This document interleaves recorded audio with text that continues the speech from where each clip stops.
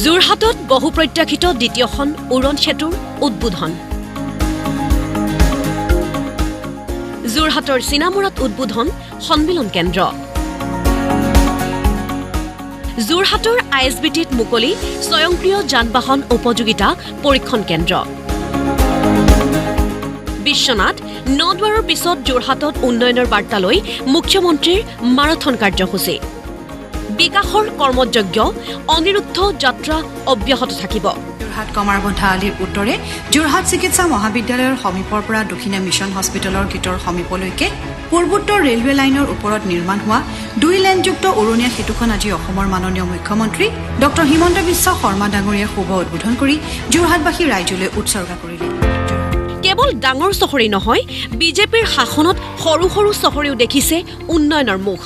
যোৰহাটৰ উৰণ সেতু উদ্বোধন কৰি এই মন্তব্য কৰিলে মুখ্যমন্ত্ৰী ডক্টৰ হিমন্ত বিশ্ব শৰ্মাই।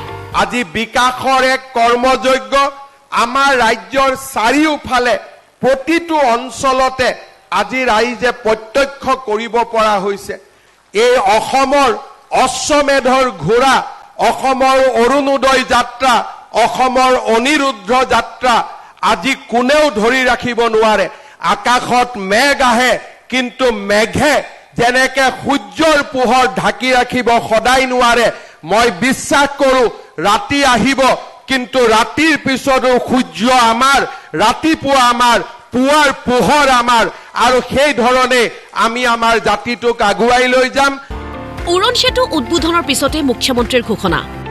2026 চনৰ মাৰ্চত মুকলি হ'ব ভোগদৈৰ ওপৰত নিৰ্মীয়মান উৰণ সেতু। 2026 জানুৱাৰীত উদ্বোধন হ'ব ফ্ৰীডম মেমৰিয়েল মিউজিয়াম আৰু পাৰ্ক। আজি যোৰহাটত বহু প্ৰত্যাশিত দ্বিতীয়খন উৰণীয়া সেতু মুকলি কৰাৰ আমাৰ সৌভাগ্য হ'ল। যোৰহাটত আধাৰশিলা স্থাপন কৰা আৰু যোৰহাটত দ্বিতীয়খন উৰণীয়া সেতু উদ্বোধন কৰা মোৰ বাবে আৰু আমাৰ সকলোৰে বাবে এক গৌৰৱৰ বিষয়। যোৰহাট চিকিৎসা মহাবিদ্যালয়ৰ সন্মুখত আজি আমি 78 কোটি টকাৰে নিৰ্মাণ কৰি ওলোৱা উৰণীয়া সেতুখনে যোৰহাটৰ আৰু এটা ডাঙৰ অভাৱ দূৰ কৰিবলৈ সক্ষম হ'ব। আজিৰ অসমৰ যুৱক যুৱতীয়ে হাতত অস্ত্ৰ ল'ব নিবিচাৰে। নিযুক্তি পৰীক্ষাৰ বাবে প্ৰস্তুতি চলাই আজিৰ যুৱ প্ৰজন্মই। এয়া ৰূপান্তৰৰ উদাহৰণ বুলি ভাষণত উল্লেখ কৰে মুখ্যমন্ত্ৰীগৰাকীয়ে। আলফালৈ যোৱাৰ পৰিৱৰ্তে, হাতত অস্ত্ৰ লোৱাৰ পৰিৱৰ্তে এতিয়া অসমৰ যুৱক যুৱতীয়ে এডিআৰই পৰীক্ষাত বহাটো বেছি পছন্দ কৰে। এয়া হৈছে আমাৰ ৰূপান্তৰৰ যাত্ৰা, এয়া হৈছে আমাৰ পৰিৱৰ্তনৰ যাত্ৰা। যোৰহাট, টিয়ক, মৰিয়নি, তিতাবৰৰ বাবে আন এক ঘোষণা কৰিলে মুখ্যমন্ত্ৰীয়ে। প্ৰতিটো সমষ্টিতে অৰুণোদয় আঁচনিৰ বাবে আৰু 3000 মহিলাক বাছনিৰ আহ্বান বিধায়কসকলক। আজি যোৰহাট, মৰিয়নি, টিয়ক, তিতাবৰ এই সমষ্টিকেইটাত অৰুণোদয় বিতৰণ কৰোঁতে কিছু এতিয়াও পাবলগীয়া ব্যক্তি থাকি গৈছে। মই আৰু 3,000 অৰুণোদয় হিতাধিকাৰী নিৰ্বাচন কৰিবলৈ আমাৰ বিধায়কসকলক অনুৰোধ কৰিম, যাতে কোনো দুখীয়া লোকে অৰুণোদয়ৰ পৰা বঞ্চিত হ'ব নালাগে। 2016 চনত বিজেপিক ভোট দিয়াটো আছিল অসমৰ জনতাৰ শুদ্ধ সিদ্ধান্ত। শাসক পক্ষৰ লগতে কংগ্ৰেছ বিধায়ক ভাস্কৰ জ্যোতি বৰুৱাৰ সন্মুখতেই পূৰ্বৰ কংগ্ৰেছ চৰকাৰক সমালোচনা মুখ্যমন্ত্ৰী ডক্টৰ হিমন্ত বিশ্ব শৰ্মাৰ। 2016 চনত আমি যদি এটা শুদ্ধ সিদ্ধান্ত নললোহেঁতেন, আজিও আমি ধুতি, কম্বল, লুঙি আৰু সূতাৰ মাজত আমাৰ জীৱনৰ চাকনৈয়া ঘূৰি থাকিলেহেঁতেন।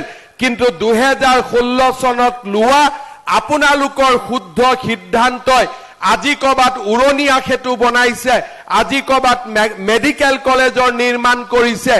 আজি অৰুণোদয়ৰ জৰিয়তে 40 লাখ পৰিয়াল উপকৃত হৈছে। টকা পইচা নিদিয়াকৈ 1.5 লাখতকৈও ল'ৰা ছোৱালীয়ে আজি চৰকাৰী চাকৰিৰ মুখ দেখিবলৈ সক্ষম হৈছে। ইয়াৰ পূৰ্বে যোৰহাটৰ চিনামুৰাত 20 কোটি টকাৰ ব্যয় সাপেক্ষে নিৰ্মাণ কৰা সন্মিলন কেন্দ্ৰ উদ্বোধন কৰে মুখ্যমন্ত্ৰীয়ে। অসম ৰাজ্যিক পৰিবহণ নিগম আৰু এটা স্পেনিছ কোম্পানীৰ উদ্যোগত স্থাপন হোৱা স্বয়ংক্ৰিয় যান বাহন উপযোগিতা পৰীক্ষণ কেন্দ্ৰ যোৰহাটৰ ISBTত মুকলি কৰে মুখ্যমন্ত্ৰীয়ে। সাংবাদিকে সাংসদ গৌৰৱ গগৈ সন্দৰ্ভত সোধা এক প্ৰশ্নৰ উত্তৰত মুখ্যমন্ত্ৰীয়ে কয়, আমি সৰু মানুহ, ডাঙৰ মানুহৰ কথা নাজানো। এইবিলাক মহান মহান নেতা আৰু ইমান ডাঙৰ নেতাৰ কথা মই উল্লেখ নকৰাই ভাল হ'ব। আমি সৰু মানুহ, আমি ডিষ্ট্ৰিক্ট কোৰ্ট, অসম মালা, অৰুণোদয়ক লৈ ব্যস্ত থকা মানুহ, গতিকে আমি সৰু মানুহে ইমান ডাঙৰ মানুহৰ ওপৰত, ৰজাঘৰৰ মানুহৰ ওপৰত কমেণ্ট নিদিলেই ভাল। এনেদৰে যোৰহাটত কেইবাটাও প্ৰকল্প উদ্বোধন কৰি ৰাইজলৈ উৎসৰ্গা কৰিলে মুখ্যমন্ত্ৰী ডক্টৰ হিমন্ত বিশ্ব শৰ্মাই। মুখ্যমন্ত্ৰীৰ ভাষাত এয়া প্ৰগতিৰ আন্দোলন। সমান্তৰালকৈ বিৰোধীক কটাক্ষৰে 2026 নিৰ্বাচনলৈও যেন সাজু হৈছে মুখ্যমন্ত্ৰী doctor Himanta Biswa Sarma. Bureau report, প্ৰতিদিন টাইম।